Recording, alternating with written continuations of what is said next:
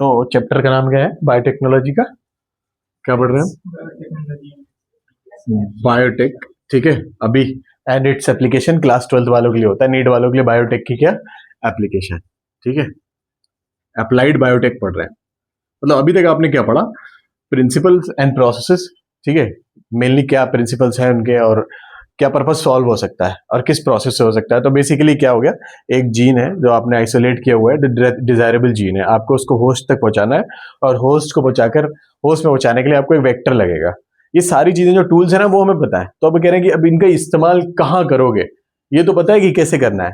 We know the techniques, हम जानते हैं कि मटेरियल, तो बेसिकली एक एक एक पैटर्न बना हुआ है। आपको मटेरियल पता है क्या लगेगा और आपको टेक्निक्स पता है क्या लगेगा। अब वो कह रहे हैं इन टेक्निक्स का सही इस्तेमाल क्या है, मतलब जो प्रोडक्ट आप बनाने जा रहे हो वो प्रोडक्ट क्या होगा। एप्लीकेशन का मतलब यही कि आप अप्लाई करके क्या प्रोडक्ट बनाओगे। हमने यही पढ़ा बायोटेक्नोलॉजी का डेफिनेशन ईएफबी के अकॉर्डिंग, क्या है कि आप ऑर्गेनिज्म, इसका कोई पार्ट इस्तेमाल करते हो और उसको कुछ ऐसा बना रहे हो, कोई प्रोडक्ट जो मैनकाइंड के लिए। तो ये चैप्टर डील करता है कि क्या प्रोडक्ट बना रहे हो, मतलब कहाँ अप्लाई करोगे। तो मेजरली आपकी बुक में मेंशन है दो पार्ट में, या तो आप इसको अप्लाई करते हैं क्या एग्रीकल्चर में, दूसरा ह्यूमन डायग्नोसिस ट्रीटमेंट में, ठीक है, यानी कि मेडिकल इंडस्ट्री में। और इसीलिए ये जरूरी है डॉक्टर बनने के लिए, है ना, क्योंकि अलग जाके आगे ब्रांचेस बदल जाएंगी, कोई गायनो बन जाएगा, कोई नेफ्रो बन जाएगा, कोई न्यूरो बन जाएगा, तो कुछ जेनेटिक बेस्ड डॉक्टर भी होंगे, तो उनको ये सब पता होता है। और इसीलिए हमारे पास में क्या है, एचजीपी एक मेगा प्रोजेक्ट है। तो हम क्या पढ़ रहे हैं बेटे, बायोटेक्नोलॉजी इट्स एप्लीकेशन में एनसीईआरटी क्या कह रही है, देखो कि आपने क्या किया, एक ऑल्टर्ड ऑर्गेनिज्म है। यहां देखो, हमने ये डिजायरेबल जीन है और इसको जोड़ा किसके साथ में, ये क्या हो गया वेक्टर। अभी ये समझ आ रहा है ना, तो मैं अब भी लिखना पड़ेगा क्या मुझे। और ये हमने क्या बनाया बेटे, आरडीएनए। इस आरडीएनए को हमारे पास में कुछ मेथड्स हैं, उनके थ्रू किसके अंदर इंट्रोड्यूस किया, होस्ट के अंदर। होस्ट के अंदर तो बना रहा हूं मैं, ये हमने बना दिया, ये होस्ट है, ये ऑर्गेनिज्म, ये हमने सब चेक कर लिया सिलेक्टेबल मार्कर से कि ये भी परफेक्ट काम कर रही है, जो तुमने बनाना है वही बना रही है, ठीक है। तो क्या अब हम इस होस्ट को, क्या अब इस ऑर्गेनिज्म को हम क्या कहेंगे, जेनेटिकली मॉडिफाइड ऑर्गेनिज्म, हाँ कि ना, इसका जीन मॉडिफाइड है कि नहीं है। या फिर आप क्या कहोगे इसको, ट्रांसजेनिक, इसके जीन में कुछ थर्ड पार्टी है कि नहीं है, इसलिए इनके नाम है। एक और नाम एनसीईआरटी में दे रखा है, बताओ क्या, अगर पढ़ा है तुमने तो। टेलर्ड लिखा है कहीं पे, टेलर्ड। टेलर का काम क्या होता है, ऑल्टरेशन, ऑल्टर करके ही तो बना पाएगा वो कुछ प्रॉपर, समझे कि नहीं। थोड़ी ना सीधे सीधे शर्ट सिल लेगा, कफन हो जाएगा तो है ना। तो सीधे पहले से ऑल्टरेशन करना पड़ेगा तब एक शेप दे पाएगा। इन्होंने भी एक ऑल्टरेशन किया और एक शेप दिया है किसको, फिनोटाइप को, जो फिनोटाइप आने वाला था। तो टेलर्ड है ये, ठीक है।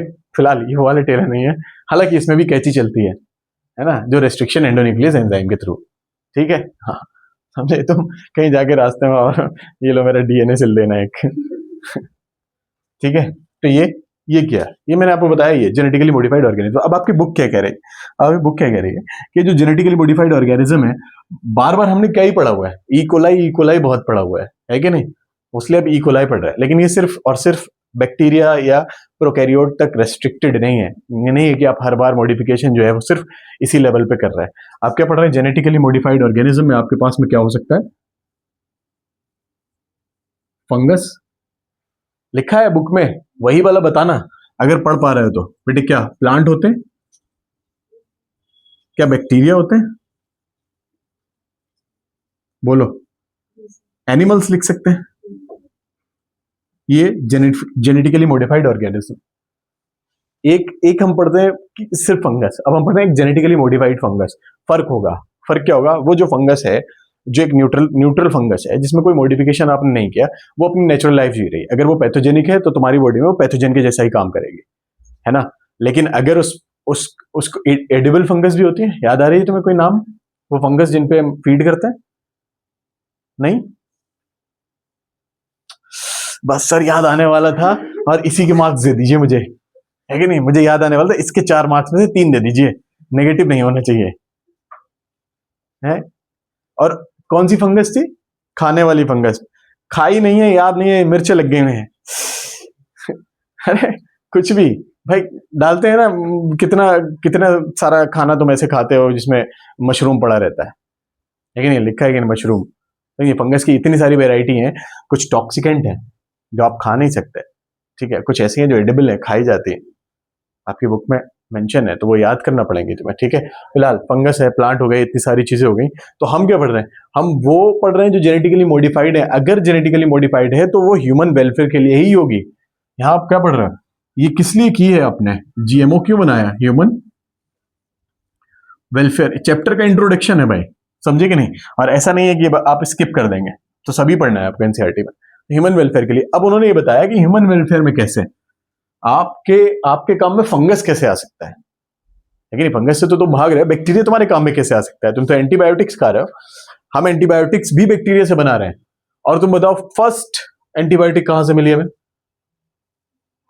पेनिसिलिन। पेनिसिलिन क्या है, फंगस ही तो है, तो है ना हमारे काम की चीज, लेकिन बिना साइंस के नहीं है, ठीक है, बिना साइंस के काम की नहीं है।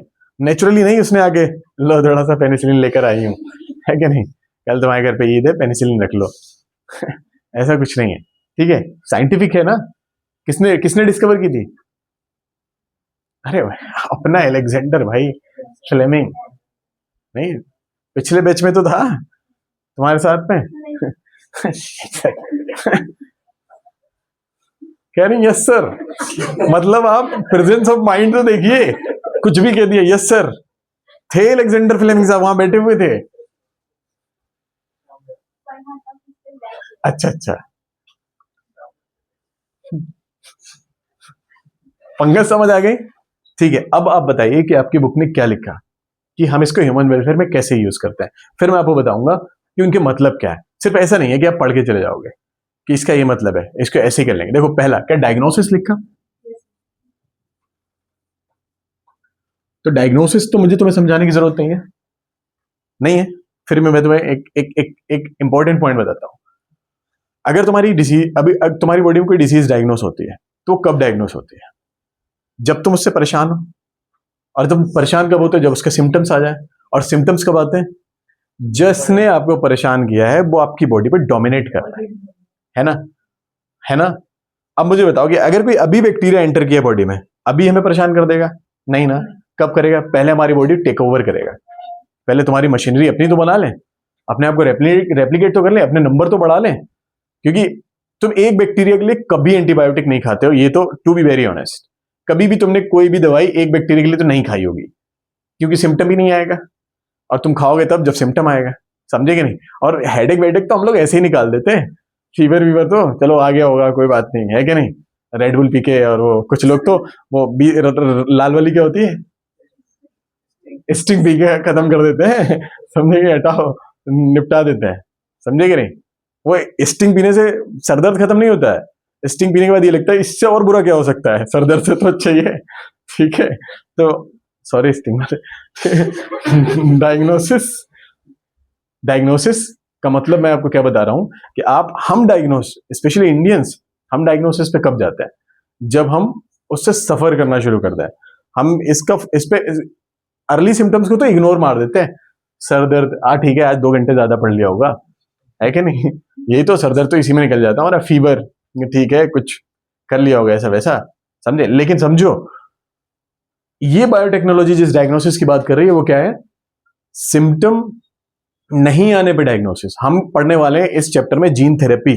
जीन थेरेपी का ये मतलब है कि अगर आप एम्ब्रियोनिक टाइम पे उसे डायग्नोस कर पाते तो ट्रीट कर पाओगे, वरना नहीं कर पाओगे।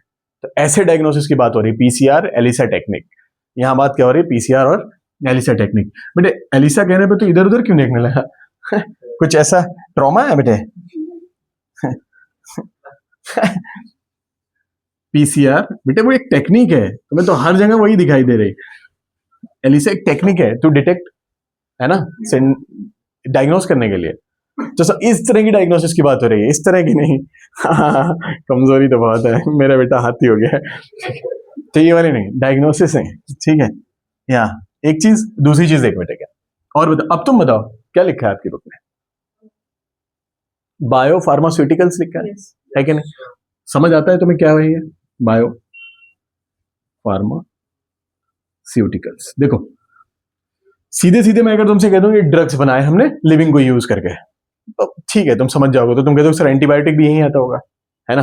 लेकिन यहां तुम्हें थोड़ा सा क्या समझना है, देखो मैं आपसे कह रहा हूं जो कैंसर के पेशेंट होते हैं उनकी बॉडी में एक ऐसा मॉडिफिकेशन किया जाता है, जीन मॉडिफिकेशन, जो एक प्रोटीन बनाएगा, और ये प्रोटीन ऐसा होता है जो कैंसर की सेल से फाइट करता है।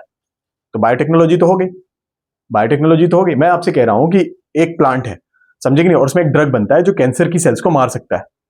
तो उस जीन को हमें कहां डालना है, जो अफेक्टेड है, तो जीन को वहां तक पहुंचाने के लिए बायोटेक्नोलॉजी यूज हो गई। अब वो जीन क्या कर रहा है, वो एक पर्टिकुलर प्रोटीन बना रहा है, और ये प्रोटीन कैंसर की सेल को मार सकता है। मार सकता है कि नहीं मार सकता है। तो इस तरह की ये जो ट्रीटमेंट है इसको बोलते हैं मोनोक्लोनल एंटीबॉडीज। एनसीईआरटी में कहीं पे एक नाम लिखा हुआ है बस, वो भी आपको मिलेगा ह्यूमन हेल्थ एंड डिसीज में। कैंसर चैप्टर है ना, पूरा टॉपिक दे रखा है बड़ा सा, निकालो जल्दी से, ठीक है।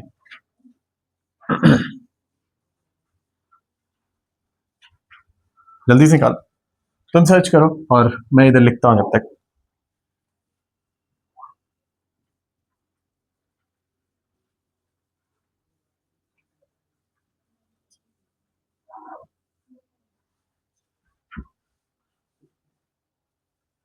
कैंसर के ट्रीटमेंट में कुछ लिखा है ऐसा कि हम ऐसी एंटीबॉडीज बना रहे हैं या ऐसा कुछ ट्रीटमेंट बना रहे हैं मोनोक्लोनल? कैंसर को डिटेक्ट करना, डिटेक्शन में क्या लिखा है? Biopsy and Wester pathology. नहीं नहीं, और देखो,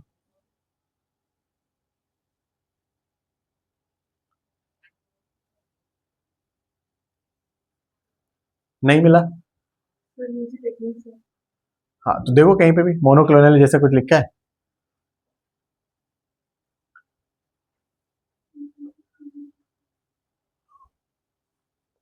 नहीं, ये तो आप अपनी एनसीईआरटी बाद में डिटेल में पढ़ेंगे तो मिलेगा, तो याद करना है कि हम क्या बात कर रहे हैं, ठीक है। दूसरा पॉइंट देख रहे हैं बेटे, क्या दूसरा पॉइंट देख रहे हैं, और क्या लिखा है आप? बायो फार्मास्यूटिकल्स, बायो रेमिडिएशन बेटे, air pollution, water pollution, soil pollution, सही कि नहीं, इस तरह का पॉल्यूशन है। हमारे बहुत कम टेक्निक्स हैं इसको कवर करने की। तो बहुत सारी ऐसी टेक्निक्स हैं जो हम लिविंग्स को यूज करके इस पॉल्यूशन को, इस मीडियम को जो सेप्टिक है उसे एसेप्टिक बना सकते हैं। इसको बायो रेमेडी कहते हैं, समझे कि नहीं। You are using livings to to control the pollution, समझे कि नहीं, to control the septic medium.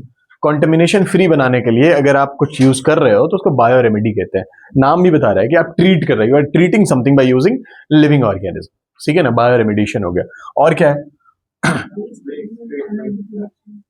Waste treatment. देखो आगे तुम क्या पढ़ने वाले हो, जैसे तुम फिजिक्स में भी ये पढ़ते हो 10th क्लास में कि बायोगैस बनाने के लिए हम क्या करते हैं। बायोगैस वाला टॉपिक याद आ रहा है? बायोगैस है कि नहीं, वेस्ट मटेरियल पे एनारोबिक्स डाइजेशन करते हैं, है कि नहीं। तो वो टेक्निक वेस्ट मटेरियल की ट्रीटमेंट से ही बनी हुई है। हम सीवेज ट्रीटमेंट प्लांट्स पढ़ते हैं, घर से निकला हुआ कचरा जो है पहले हम उसको फिल्ट्रेशन करते हैं, फिल्ट्रेशन के बाद में ये सब क्या है, फिजिकल ट्रीटमेंट। लेकिन उसके बाद में क्या करते हैं, उसमें एरोबिक्स ग्रो कराते हैं, और वो एरोबिक्स जब ग्रो होते हैं तो वो उसका उसका जितना भी ऑर्गेनिक मटेरियल है वो कंज्यूम कर लेते हैं। अब बचा क्या उसमें, जितने एरोबिक बचे उन पे ग्रो कराते हैं एनारोबिक्स, और वो एनारोबिक्स एरोबिक्स पे फीड करेंगे तो मीथेन प्रोड्यूस होगी। इससे क्या हुआ, हमें बायोगैस भी मिली और वाटर का ट्रीटमेंट भी हुआ। उसी को वेस्ट ट्रीटमेंट हमने सीवेज ट्रीटमेंट प्लांट्स पढ़ा हुआ है 12th क्लास में, ठीक है। और कुछ अब बोलो, क्या याद आ रहा है कुछ? एनर्जी प्रोडक्शन कैसे कर सकते हैं बायोटेक से एनर्जी प्रोडक्शन? जस्ट अभी बताया, बायोगैस बनाते हैं, है कि नहीं। और बताओ, और अगर तुम्हें याद हो स्प्रूलिना, है कि नहीं, सिंगल सेल प्रोटीन जिसे बोलते हैं, सिंगल सेलुलर ऑर्गेनिज्म है लेकिन इतना ज्यादा बल्क में प्रोटीन देती है। ये क्लोरेला स्पेस फूड लिखा हुआ है आपके बुक में, एक एल्गी है जो यूनिसेलुलर है लेकिन उसे स्पेस में जाने वाले लोग जो है ना वो लेकर जाते हैं क्योंकि वो प्रोटीन रिच है, समझे कि नहीं। तो ऐसी चीजें अगर और ज्यादा बायोटेक्नोलॉजी के थ्रू ग्रो कराई जाए तो एनर्जी प्रोडक्शन, इस तरह की एनर्जी की बात हो रही, ह्यूमन एनर्जी, वरना इसके अलावा हम बायोगैस फ्यूल जैसी बात पढ़ चुके हैं। बायोफ्यूल भी आता है बेटे, बायोफ्यूल, लेकिन बहुत एक्सपेंसिव है ना, इतना ज्यादा एनर्जी टेक्निकल प्रोसेस है कि इतना अभी नहीं है कि हमें मिल रहा है बायोफ्यूल, ठीक है। और प्रोसेस्ड फूड, बहुत सारा फूड अब ऐसा भी यूज करते हो प्रिजर्व्ड फूड, है कि नहीं, जो अभी सीजन नहीं है लेकिन मिल रहा है आपको, सीजन नहीं मिल रहा है, सीजन नहीं है अभी फिर भी अवेलेबल है मार्केट में, तो वो प्रिजर्व्ड फूड होते हैं। कुछ प्रोसेस्ड फूड होते हैं, समझे कि नहीं, आप उनको उनका जो खराब होने का टाइम है ना उसको भी रोक दिया है। एक फूड है, टमाटर कितनी जल्दी खराब हो जाता है कि नहीं, लेकिन आपने उसके उसके उसके ये बर्बाद हो जाने की जो टाइमिंग है ना वो भी रोक रखी है। ठीक है, जैसे टीचिंग रोक सकती है तुम्हारे बर्बाद होने के लिए। मुझे समझ में नहीं आया तुम ये एलिसा पे ऐसा क्यों रिएक्ट किया बेटे। इसमें तो ई है, ए भी नहीं है। इतना ही लिखा है ना, इतना ही लिखा। हाँ, थेरेपेटिक्स बेटे क्या, ड्रग थेरेपी जैसे रिलेटेड, सिर्फ ड्रग नहीं, सर्जरी में भी, सर्जरी में भी, ठीक है, सिर्फ ड्रग की बात नहीं, सर्जरी मेडिकेशन से रिलेटेड कोई भी चीज थेरेपी, ठीक है। इसमें बायोथेरेपी होती है, ठीक। ये अरे वो देखा है आपने कुछ ऐसा अगर सुना हो कि बहुत सारे लोग जो हैं एक पर्टिकुलर स्पीशीज को बॉडी पे ऐसे लगा लेते हैं जो उनसे इम्प्योर ब्लड को सक करता है, हो गई ना, ऐसी सिंपल सी चीज है। ठीक है, जब देखा करो तो बायो भी याद किया करो, जब बायो पढ़ रहे तब वो याद आ रहा है, उल्टा है ये तो। ठीक है, क्लियर, इतना क्लियर, Yes. ठीक है। नेक्स्ट टॉपिक क्या है हमारा, क्या कोई क्रिटिकल रिसर्च एरिया लिखे हैं आपके बुक में, लिखे हैं? वही वही बार बार रिपीट करेगा, कितने क्रिटिकल रिसर्च एरिया है, 3, बेटे क्या, critical research area of biotech, समझेंगे नहीं, आपका अपना बायोटेक है और उसके 3 क्रिटिकल रिसर्च एरिया, और तीनों आपने पढ़े हैं बहुत डिटेल में, लेकिन एनसीईआरटी ने कितना अच्छे तरीके से लिखा हुआ है इसको समझो। पहला पॉइंट क्या लिखा है, क्रिएट अ बेस्ट कैटलिस्ट, ये एक अच्छा कैटलिस्ट बनाइए। हम क्या कह रहे हैं, हम इसको कह रहे हैं रिकॉम्बिनेंट डीएनए, और रिकॉम्बिनेंट डीएनए से आप क्या बनाते हो, जेनेटिकली मॉडिफाइड ऑर्गेनिज्म। ये जेनेटिकली मॉडिफाइड ऑर्गेनिज्म क्या बना सकती है, वो प्रोटीन बना सकती है जो जीन आपने डाला है। आप लिख दीजिए रिकॉम्बिनेंट प्रोटीन, ये भी तो हो सकता है, ये भी तो हो सकता है, रिकॉम्बिनेंट प्रोटीन। अब तुम्हें समझ आया कि बेस्ट कैटलिस्ट किसकी बात हो रही है, और ये प्रोटीन के एंजाइम नहीं बना सकता है।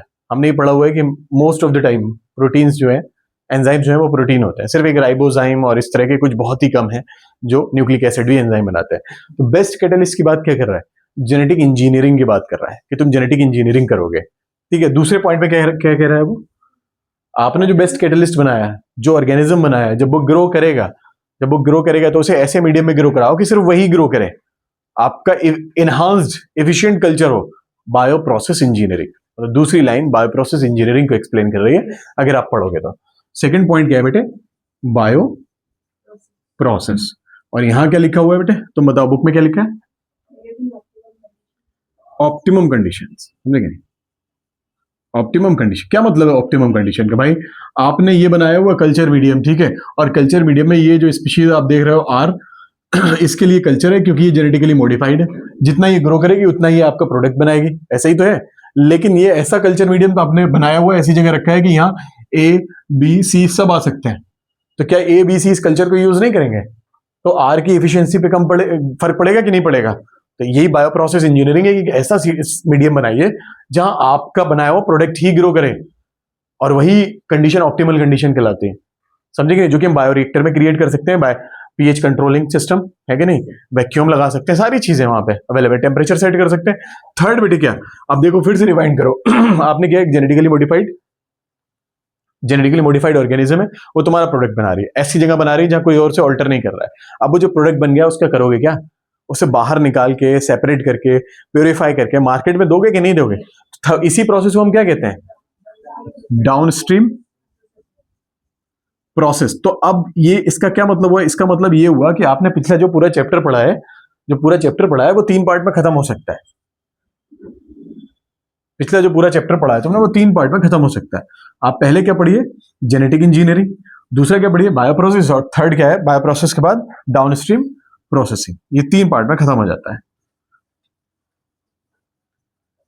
ये 3 कोर रिसर्च एरिया है, ये 3 कोर रिसर्च एरिया। अगर किसी ने पीवाईक्यू पुराने लगाए हुए हैं तो यहां से देखिए कोई पीवाईक्यू है क्या, तुमने नहीं लगाया, अच्छा, अब ये लगे हुए होते तो हमें पता होते।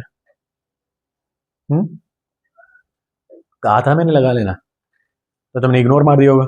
टीचर की बात थी ना, जैसे उसने तुम्हें, तुमने हमें, है कि नहीं? उसका बदला तुम हमसे, एलिसा का बदला तुम हमसे लेते हो, है कि नहीं? है, ठीक है। अगला टॉपिक क्या है हमारा?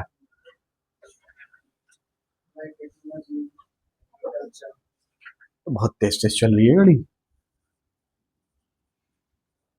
बायोटेक इन, हम दो जगह पढ़ेंगे, बायोटेक इन एग्रीकल्चर, ठीक है, और मेडिसिन में क्या पढ़ने वाले हैं वो आउटलाइन बना, ठीक है। एग्रीकल्चर में आप क्या पढ़ने वाले हैं बेटे? एग्रीकल्चर में आप क्या पढ़ने वाले, क्वेश्चन कहां से आते हैं वो देख रहे हैं, ठीक है ना? सिर्फ मेरी तरफ देख रहा हो, दिमाग कहीं और, ऐसा नहीं करना है, एकदम पूरा फोकस, ठीक है? हाँ, ठीक है। तो क्या हुआ यहाँ, एग्रीकल्चर में आप क्या पढ़ने वाले हो? एक पेस्ट रेजिस्टेंट क्रॉप, और उसके लिए जो टेक्निक आप पढ़ रहे हो वो क्या है? बीटी कॉटन, बीटी कॉटन बनाएंगे क्या? इसके अलावा आपने RNAi भी पढ़ना है? इतना ही डिटेल में दो चीजें हैं, इसके अलावा भी और चीजें पढ़ेंगे, लेकिन ये डिटेल में आपके बुक में दे रखे हैं। बेटे यहाँ मेडिसिन में क्या दे रखा है बेटे?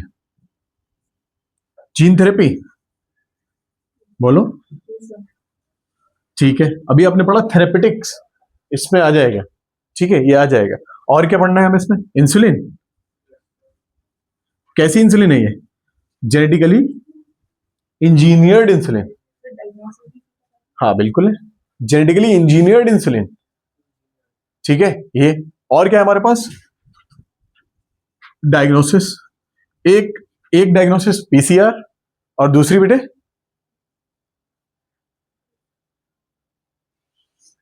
PCR, और उसका नाम भी नहीं लेना चाहते हो इतना बुरा लग गया तुम्हें। और थर्ड बेटे क्या है? ऑटो रेडियोग्राफी, जो आप DNA फिंगरप्रिंटिंग में पढ़ते हो, और वहीं लिखा है बेटे हाइब्रिडाइजेशन, आप प्रोब भी बनाते हो, प्रोब के बारे में फिर यहां लिखा हुआ है एक बार, समझे कि नहीं? तो ये सारा कुछ हमने पढ़ने वाले हैं। इसके अलावा कुछ छोटी छोटी चीजें हैं जिनसे क्वेश्चन आए हुए भी हैं, अपनी बुक में बहुत बहुत ज्यादा डिटेल में नहीं दिए हुए, लेकिन हम इनको थोड़ा थोड़ा पढ़ेंगे या ध्यान से देखेंगे बेटे। पहले हम किस में पढ़ रहे हैं? बायोटेक इन, ये एक्सेंट तुम्हारा जो है एग्रीकल्चर, ये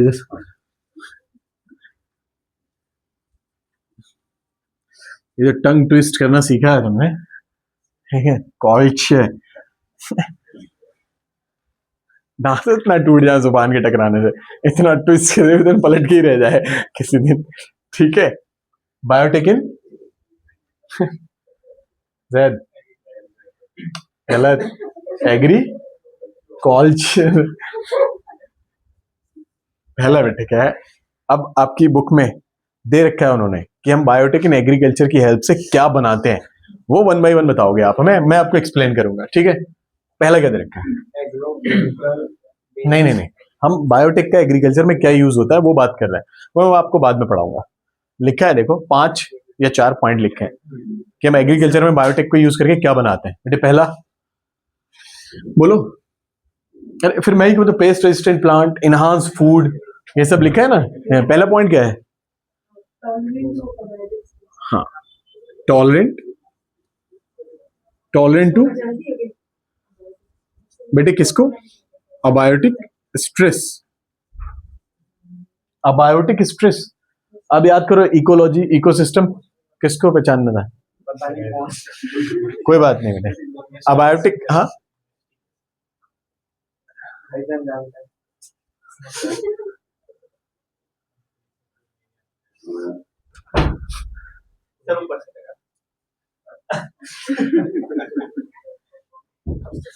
शर्म इनको मगर नहीं आती उसका नाम लेने में आती है, ठीक है। ध्यान से देखो बेटा, tolerant to abiotic stress. Ecology कोई बताएगा मुझे इकोसिस्टम किसे कहते हैं? Ecosystem, Inshal what is ecosystem? Class 7th 8th में भी एक्सप्लेन किया हुआ है, इंशाल बताएगा, Inshal come on, what is ecosystem? जिसमें सारे ऑर्गेनिज्म आते हो, वापा तैरते हो, रहते हो बेटे इकोसिस्टम तब बनता है जब बायोटिक और अबायोटिक इंटरेक्ट करें। सिस्टम का मतलब समझ रहे हो ना? सिस्टम, हाँ सिस्टम इंटरेक्ट, कुछ ऑपरेशनल हो रहा है तब सिस्टम बनता है, ऐसे ही सिस्टम नहीं बन जाता है। सिर्फ होने से सिस्टम नहीं है, ऑपरेशनल होना चाहिए, समझे कि नहीं? तुम कह देते हो ना कि एजुकेशन सिस्टम अच्छा नहीं है, मतलब ऑपरेशनल नहीं है, उसका ये मतलब है, समझे कि नहीं? यानी ये है नहीं है, ऐसा नहीं है कि है नहीं, ऑपरेशनल नहीं है, प्रॉपर ऑपरेशनल नहीं है कोई चीज। तो यहाँ क्या बात हो रही है कि एक इको, आप पढ़ रहे हैं इकोसिस्टम, एक ऐसा सिस्टम जो ऑपरेशनल है। और कैसा ऑपरेशनल है कि उसमें लिविंग लिविंग से इंटरेक्ट कर रहा है और लिविंग नॉन लिविंग से भी इंटरेक्ट कर रहा है। याद है तो प्लांट लिविंग है कि नहीं है? है कि नहीं? और वो अपने बिना नॉन लिविंग से इंटरेक्ट किए क्या लिविंग रह सकता? नहीं रह सकता। इनफैक्ट एयर चाहिए हमें ब्रीथ करने के लिए, है कि नहीं? कम्युनिकेट करने के लिए एयर चाहिए, पानी चाहिए पीने के लिए, समझे कि डूब मरने के लिए शर्म आ जाए तो नहीं, ऐसा नहीं। ठीक है, पानी के और भी अच्छे इस्तेमाल है, समझे कि नहीं? दूध में मिलाने के लिए कारोबार है, बिजनेस है, ठीक हाँ, तो बायो को बहुत स्कोप है समझ रहे तुम? सिर्फ डॉक्टर ही नहीं बनना है, दूधिया भी बन सकता है, ठीक है। और जमीन हैबिटेट है हमारा, है कि नहीं? ठीक वैसे ही प्लांट के लिए भी सारी चीजें। तो प्लांट आपने क्रॉप लगाई हुई है, और सीजनल क्रॉप होती है, हम ये जानते हैं। सीजनल क्रॉप में एक रेनी सीजन की भी क्रॉप होती होगी, और ना हो अगर बारिश तो लॉस है ना। या एक विंटर क्रॉप, विंटर सीजन है और विंटर सीजन की क्रॉप है, और नहीं हुई अगर बारिश, नहीं पड़ी सर्दी, तो टेम्परेचर नहीं इतना लो गया। एक एक क्रॉप का हम क्या पढ़ते हैं कि ऑर्गेनिज्म की अडेप्टेशन है। सीजनल का मतलब क्या है कि उस सीजन में ही क्यों, किसी और सीजन में ग्रो क्यों नहीं कर सकता? अडेप्टेशन है उसका। तो अगर उस सीजन में वैसा सीजन ही ना आए, समझे कि नहीं? आप एग्जाम के लिए प्रिपेयर्ड हो और एग्जाम ही ना हो या फिर लीक हो जाए तो लॉस है कि नहीं है? बिल्कुल वैसा ही क्या है, हम ये पढ़ रहे हैं कि मान लीजिए कि एक विंटर क्रॉप है, समझे? और विंटर क्रॉप है और टेम्परेचर उतना लो नहीं गया, तो उस क्रॉप के अच्छे होने के चांसेस कम हो जाते हैं, ठीक है। या बारिश बेस्ड है कोई, पढ़ा है ना आपने? खरीफ, राबी, जायद, ये 3 तरह की क्रॉप पढ़े हैं कि नहीं? अब मैं पूछ लूंगा कौन सी किस मंथ में ग्रो होती है, तो बताओगे ना बेटे? अब बताओ जल्दी से, सुनते रहना। हाँ, और थर्ड जैद मंथ्स लिखे हुए हैं वहां पे, ठीक है, जनवरी से दिस मंथ तक। हाँ, तो अब यहाँ ध्यान से समझना है। अब मैं वही बता रहा हूँ कि वही क्रॉप की एक आदत पड़ी हुई है कि उस सीजन में ग्रो करेंगे, उस सीजन में वैसा सीजन उन्हें मिलना चाहिए, तभी क्रॉप होगी। लेकिन हम बायोटेक्नोलॉजी के यूज करके ऐसी क्रॉप बना सकते हैं जो अपने सीजनल स्ट्रेस को बर्दाश्त कर सकती है।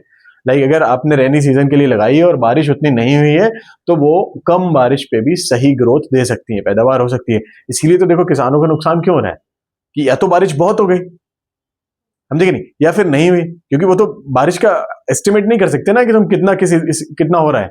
और उनको चाहिए क्या? ऑप्टिमम। हम टर्म पढ़ चुके हैं कि ठीक है, अच्छी क्रॉप के लिए ऑप्टिमम चाहिए। ऑप्टिमम से ऊपर, ऑप्टिमम से ऊपर देखो टर्म्स है। ऑप्टिमम क्या? जितना रिक्वायर्ड। ऑप्टिमम से ऊपर टॉक्सिक कहलाता है, और ऑप्टिमम से नीचे डिफिशिएंट कहलाता है। टर्म्स है ये हुए। अगर ऑप्टिमम नहीं तो डिफिशिएंट, अगर ऑप्टिमम से ऊपर गया तो टॉक्सिक। ऑप्टिमम इसीलिए रिक्वायर्ड होता है, नीडेड, समझे कि नहीं? तो वो हमने कैसी क्रॉप बनाई, वो क्रॉप जो इस तरह के स्ट्रेस को टोलरेट कर सकती है। लेकिन आप ये अबायोटिक स्ट्रेस की बात हो रही है, समझे? प्लांट कौन सी डिप्रेशन की गोली लेने जाएंगे तो उनको तो चाहिए ना कुछ ऐसा, तो बना के दो। तो बेटे कैसे स्ट्रेस है? ड्रॉट लिखा है बुक में, क्या मतलब है इसका? रेनफॉल नहीं हुआ। तो एक पर्टिकुलर क्रॉप की तो बात हुई कि आप सारी क्रॉप रेनफॉल सीजन में तो नहीं ग्रो करते हैं, है कि नहीं? और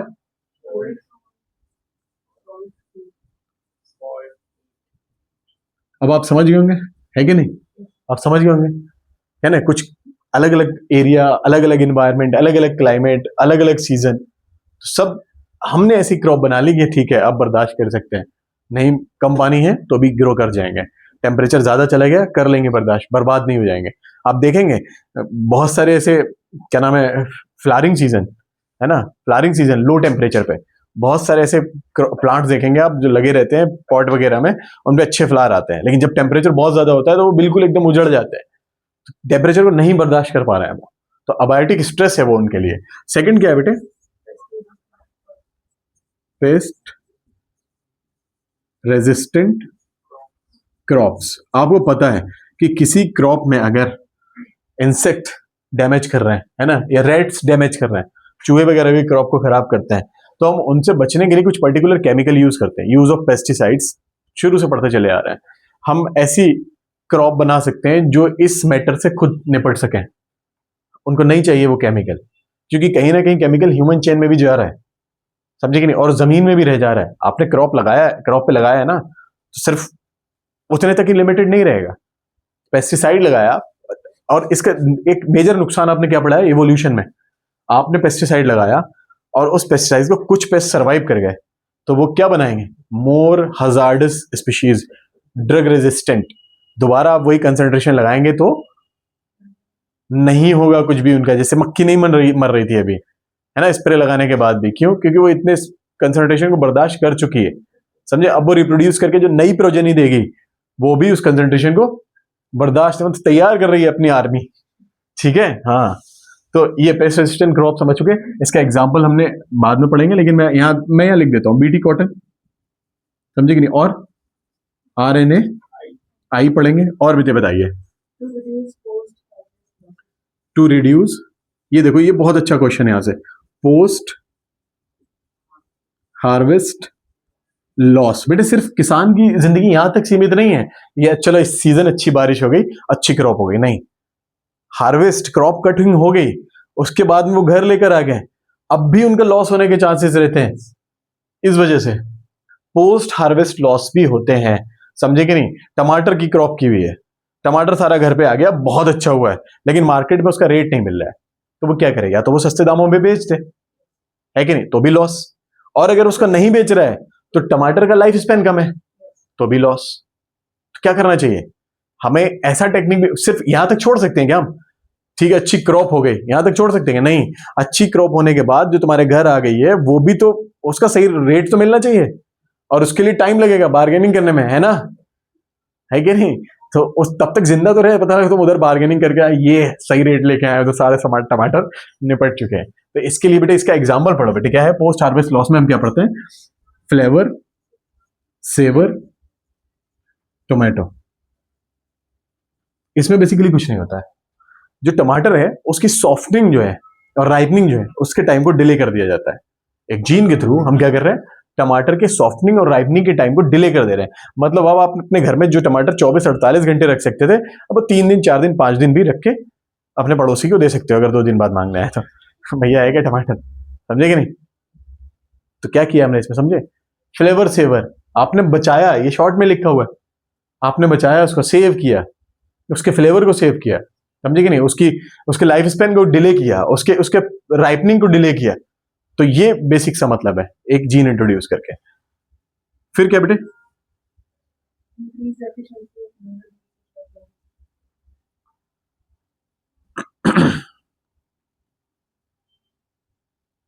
ये अच्छा पैराग्राफ है, अच्छा, उसमें मतलब बहुत कॉन्सेप्ट है, ऐसे नहीं है कि एक एक लाइन लिख दी है, पूरे कॉन्सेप्ट है। मतलब अभी आप बीटी कॉटन RNA पढ़ने वाले हो, ये मैंने आपको बता दिया इतना डिटेल में, एग्रीकल्चर रिलेटेड बहुत बड़ा प्रॉब्लम हो जाता है। और to reduce post harvest loss, तो ये पूरी टेक्निक है कि आप टमाटर में एक ऐसा जीन इंट्रोड्यूस कर रहे हैं जो उसकी राइपनिंग को डिले कर रहा है, समझे, क्योंकि हार्मोन्स वगैरह वाले चैप्टर भी पढ़ने वाले हैं, प्लांट ग्रोथ एंड, समझे ना, डेवलपमेंट, ये सारी चीजें तो आपने पढ़ा है कि फ्रूट राइपनिंग, सेनेसेंस एज, है कि नहीं, या लीफ फॉलिंग, ये सारी चीजें जो होती हैं हार्मोन की वजह से।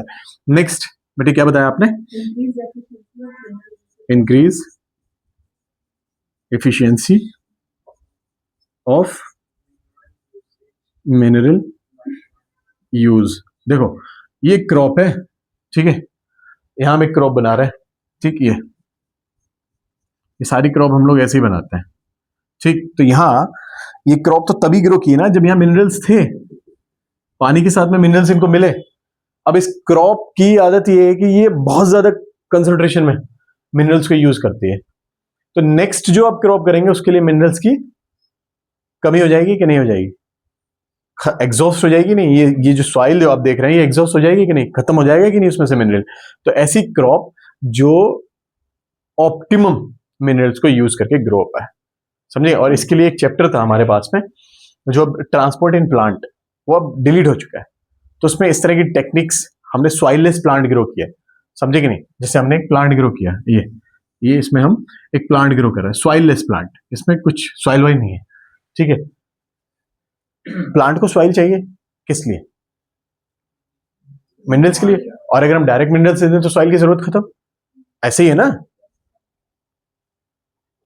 भाई ये चैप्टर तुम्हें इसलिए पढ़ना है क्योंकि तुम्हें ये समझना है, और अगर तुम्हें ऑलरेडी समझ आ जाए तो ये वाली जरूरत तो खत्म हो जाएगी ना, फिर तुम मुझे इग्नोर कर सकते हो ना, है कि नहीं? सॉइल में जो चीजें मिलने वाली हैं प्लांट से, प्लांट को जो चीजें सॉइल से मिलने वाली हैं वो चीजें हम अवेलेबल करा दें, सॉइल को इग्नोर कर सकते हैं कि नहीं?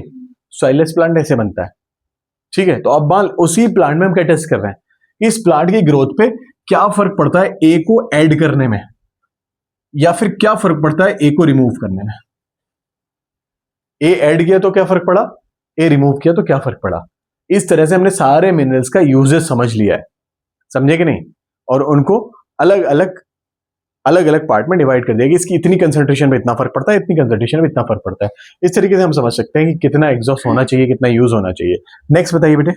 enhancing nutritional value. ये बहुत इंपॉर्टेंट है बेटे, क्या आप इनहांस कर रहे हैं? इनहांस क्या है? Nutritional value of food. बेटे यहां ध्यान से देखो, इसके लिए एक टर्म पढ़ेंगे हम, क्या? Bio fortification. बायोफोर्टिफिकेशन मतलब, बायोफोर्टिफिकेशन क्या कहती है कि आप किसी भी ग्रोइंग क्रॉप या कोई फ्रूट है, किसी भी चीज, उसके अंदर जो न्यूट्रिशन रिक्वायर्ड है, उसके अंदर जो न्यूट्रिशन है, लाइक आप अनार खा रहे हो आयरन के लिए, समझेंगे, आपने 10 अनार खा लिए लेकिन आयरन आपको 0, तो बेकार हुआ ना, पर्पस सॉल्व नहीं हुआ ना। ये एक अनार 100 बीमार, 100 अनार 1 बीमार, समझे, अनार आपने 100 खा लिए, बीमारी आपकी दूर नहीं हो रही। तो यहाँ पॉइंट क्या है, यहाँ पॉइंट ये है कि आपने बायोफोर्टिफिकेशन कर लिया, बायोफोर्टिफिकेशन से आप उस अनार में आयरन की कंसंट्रेशन बढ़ा देंगे, इस चीज को बायोफोर्टिफिकेशन कहते हैं। मतलब अपने प्रोडक्ट में आप उस पर्टिकुलर न्यूट्रिएंट की वैल्यू को इनहांस कर सकते हैं। क्या लिखा है? एनहांसिंग न्यूट्रिशनल वैल्यू, न्यूट्रिएंट्स की वैल्यू को इनहांस कर दें अगर आप किसी भी चीज में जो रिक्वायर्ड है, लाइक कोई वेजिटेबल है, ठीक है, या कोई फ्रूट है, समझे कि नहीं, जो भी फूड है उसमें अगर कर पाते हैं तो इस टेक्निक को बायोफोर्टिफिकेशन कहा जाता है। इसके लिए आपकी बुक में एक बहुत अच्छा एग्जाम्पल दिया बेटे, क्या? गोल्डन राइस बेटे। तो बेसिकली क्या होता है, ये राइस आपको मिलेगा ज्वेलर की शॉप पे, है कि नहीं? ये ज्वेलर की शॉप पे मिलेगा, वो सारे राइस एक साथ डाल के उसके ऊपर गोल्ड डाल देते हैं, बहुत महंगा है, एक राइस 1 लाख का। खाया नहीं जाता, देखा पहना जाता है। समझे, नेकलेस बनता है। गोल्डन राइस क्यों कहते हैं इसको? क्योंकि ये विटामिन ए रिच है, इसीलिए तुम देखते होगे कुछ राइस जो है ना, उनके कट्टे पे लिखा रहता है गोल्डन राइस, मतलब उनका ब्रांड बना दिया गया है, समझे। हालांकि ऐसा कुछ है नहीं कि उसमें गोल्डन राइस निकलेगा या विटामिन ए रिच मिलेगा, टैबू, समझे कि नहीं? ठीक है, vitamin A rich golden rice, तो यहां से एक ब्रांड नेम बनाया जा सकता है। बिजनेस, सेकंड बिजनेस आइडिया, पहले एक डिस्कस कर चुके हैं हम। विटामिन ए रिच, समझे कि नहीं, क्यों बनाया गया? Why? To cure night blindness.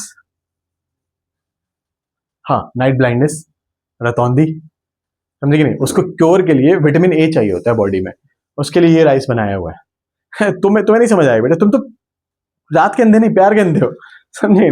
इसके लिए कोई राइस नहीं बना है, समझे कि नहीं? हाँ, ये हो गया हमारा, ठीक। आज अपन इतना ही करेंगे, बंद करोगे तुम इसको?